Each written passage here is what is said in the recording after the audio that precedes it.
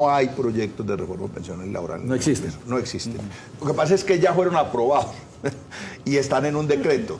El problema es que a la gente hay que explicarle, no, sí hay una reforma laboral y una reforma pensional, pero están en un decreto que es el decreto 1174, que es un decreto reglamentario del Plan Nacional de Desarrollo, donde se definió el trabajo por horas y la pensión, en vez de pensión para muchos ciudadanos que no alcanzan a cotizar con el salario mínimo, una cosa que llama BEP, sí. Beneficios económicos periódicos. Venga, no le entendí, ¿cómo así? No hay proyecto de reforma laboral y pensional, pero están en un decreto, no entendí. O sea, ya la reforma se hizo.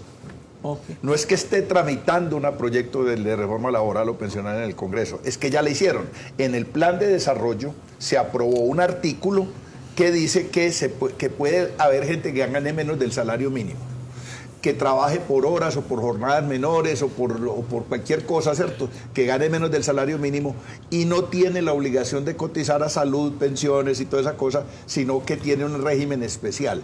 El empleador paga el 15% de los ingresos de ese trabajador que no se gana el salario mínimo y con ese 15% lo afilian a riesgos profesionales, lo afilian al sistema BEP, que no es un sistema que da pensión, sino un auxilio al final de la vida laboral, y además lo meten en el régimen subsidiado de salud. Entonces tiene salud con el régimen subsidiado, pensiones que no es pensión sino BEP, y régimen con el 15% que aporta el empleador. ¿Eso está vigente, representante? Eso está vigente. ¿Tiene fecha para empezar a No, regir? eso está vigente, eso se aprobó en el plan de desarrollo. Es una cosa bien curiosa, porque cuando el plan de desarrollo, esta es como una anécdota de esas que yo logré demostrarle a los compañeros míos de la Comisión Séptima de que ese artículo en el plan de desarrollo era un error y un desconocimiento de la Comisión Séptima, porque ahí iba implícito una reforma laboral y una reforma pensional, y se estaba desconociendo la Comisión Séptima, que es donde se deben discutir las reformas laborales y pensionales. Todas las bancadas de la Comisión Séptima me acompañaron y propusimos eliminar ese artículo del plan de desarrollo y lo eliminamos.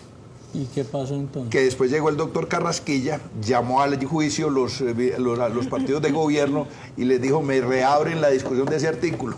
Y la reabrieron y en la segunda votación nos derrotaron. ¿Hay forma de que eso en este momento, como decía Duber, se convierta otra vez en un estandarte? No, es un estandarte. El Comité Nacional de Paro, entre el pliego de emergencia, está pidiendo la derogatoria del decreto. ¿Y se puede? ¿Hay opciones legales que lo permitan? ¿Sabe cuánto vale derogar el 1174? Lo que vale una hoja de papel y la tinta para la firma.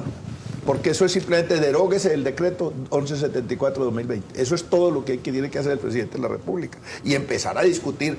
Las centrales obreras le están diciendo al presidente, discutamos el régimen laboral en la instancia que acordamos y que es institucional, que es el consejo ese laboral que hay, que donde se discute el salario mínimo, las reformas laborales, y el gobierno ha venido unilateralmente tomando decisiones desconociendo ese consejo de política laboral que existe, que es institucional, donde están los pensionados, los trabajadores, el gobierno y los empleadores. Nacho, espere a ver cuántos días más de paro, rebotes va a esperar el gobierno para firmar.